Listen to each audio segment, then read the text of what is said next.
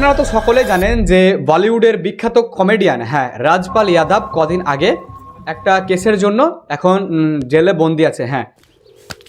मैं बहुत अच्छी तरीके से कपड़े धोता हूँ, इसका बिल्कुल नहीं आता। কিন্তু আমাদের এই ইন্ডিয়ার নিয়ম কানুন দেখে আমার এত রাগ উঠছে, সেই কারণে আজকের ভিডিওটা আমি বানাতে এসেছি। কেন ভিডিওটা করছি? কারণ এই ভিডিওটা করার পরে অনেকের কিন্তু এখানে মাথায় একটু সচেতনতা হবে যে আমাদের দেশের যে আইন, সে আইন কিন্তু আদে মুখে বললে সবাই যে সবার জন্য আইন সমান, কিন্তু আইন সবার জন্য যে এক নয়, এটা কিন্তু আস্তে আস্তে প্রমাণ হচ্ছে। ঘটনাটা কিছুটা এইরকম। 2010 সাল, 2010 সালে রাজপাল ইয়াদব নামের একজন কমেডিয়ান, বলিউডের কমেডিয়ান, যারা জানেন না বা যারা এনাকে চেনেন না তারা একটু গুগল করে দেখে নিতে পারেন। আশা করি সকলে চিনে, যারা আসলে বলিউড মুভি দেখতে পছন্দ করে। আমরা ইনাকে দেখতে পাই বড় বড় সুপারস্টার মুভি যেমন ভুল ভুলিয়া এবং আরও অন্যান্য সুপারস্টার মুভি থেকে আমরা ইনাকে দেখতে পাই। ইনি হলেন একজন স্ট্যান্ডার্ড কমেডিয়ান, মানে ইনি লোককে হাসিয়ে আসছে আজ অনেক বছর ধরে। এবং এখন কি হয়েছে, এখন তিনার কাছে পকেটে একটা টাকাও নেই। তিনাকে গ্রেপ্তার করা হয়েছে এবং তিনি দিল্লির একটা জেলে বন্দি আছে। যখন তিনাকে বন্দি করা হয় তখন তিনি কাঁদতে কাঁদতে বলেন যে এখন আমার কাছে না আছে কোনো ভালো বন্ধু টাকা দেওয়ার মতো এবং আমার কাছে এখন টাকাও নেই। কাঁদতে কাঁদতে বলে এরকম একটা বিষয়। তো কি হয়েছিল, 2002 সালে তিনি তার ড্রিম প্রজেক্ট আতা পাতা লাপাতা নামে একটা মুভি রিলিজ করেছিলেন।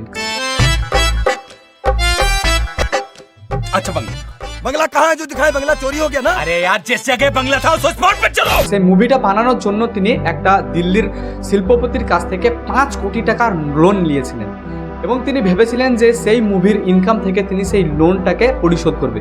কিন্তু দুর্ভাগ্যবশত তিনার আতা পাতা লাপাতা মুভিটি ফ্লপ হয়ে যায় এবং যার ফলে তিনার টাকা একদম সব হারিয়ে যায়। 5 থেকে 7 কোটি টাকার বাজেটের মুভিতে ইনকাম হয় মাত্র 42 লক্ষ টাকা। মানে মুভিটা এত পরিমাণে ফ্লপ হয়েছিল, তোমরা এই আইডিয়াটা দেখেই বুঝতে পারছো। কিন্তু কোর্টে অনেক দিন থেকেই তিনাকে এই লোনটিকে পরিশোধ করার জন্য অনেক নোটিশ পাঠায় এবং তিনি সেই লোনটিকে পরিশোধ করার জন্য বেশ কিছু চেকও পাঠায়, কিন্তু চেকগুলো হয়ে যায় বাউন্স। আর তোমাদেরকে বলে দিতে চেকস বাউন্স কিভাবে হয়। তো চেক বাউন্স ঠিক এরকমভাবে হয়, যদি ধরো তুমি একটা লোন চুকাবার জন্য বা লোনটাকে পরিশোধ করার জন্য একটা চেক লিখছো, কিন্তু সেই তোমার ব্যাংকের অ্যাকাউন্টে সেই লোনের পরিমাণে কিন্তু টাকা নেই বা তোমার ব্যাংকের অ্যাকাউন্টে টাকা নেই, কিন্তু তুমি তাও চেক লিখছো, এটা কিন্তু একটা কানুনিভাবে অপরাধ আমাদের ভারতবর্ষে। তো চেক বাউন্স হওয়ার কারণে তিনাকে অনেকবার চেক বাউন্স হয়েছে, 2-3 বার চেক বাউন্স হওয়ার কারণে কিন্তু তিনাকে কোর্ট থেকে নির্দেশ দেয় এবং তিনি অনেকবার কিন্তু কোর্টে রিকোয়েস্ট করেন এবং ফাইনালি তিনি এই কদিন আগে তিনি কিন্তু কোর্টে গিয়ে সারেন্ডার করে। তোমরা জানলে অবাক হবে যে এই 5 কোটি টাকার লোন দেখতে দেখতে এখনকার সময়ে হয়ে দাঁড়িয়েছে 9 কোটি টাকা।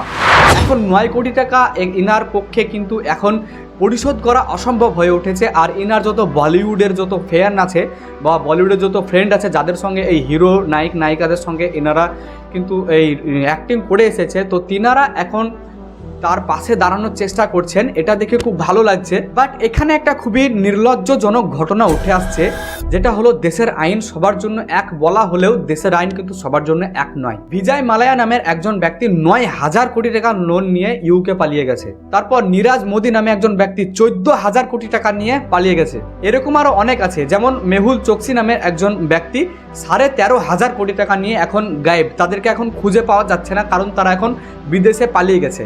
আর তাদের উপরে এখন সবাই ভুলে গেছে, দেশের মানুষ এবং কোর্ট সব ভুলে গেছে। কেন?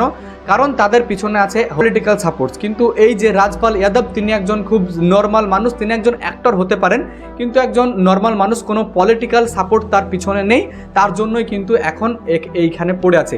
আর তিনি কিন্তু এই কাপুরুষের মতো টাকা ধার নিয়ে শোধ করার ভয়ে পালিয়ে যাননি, তিনি নিজে গিয়ে কিন্তু কোর্টে সারেন্ডার করে এসেছে। এখন আপনারা আপনাদের একটু বুদ্ধি লাগিয়ে বুঝতে পারছেন যে আমাদের দেশের আইন কানুন কীরকম।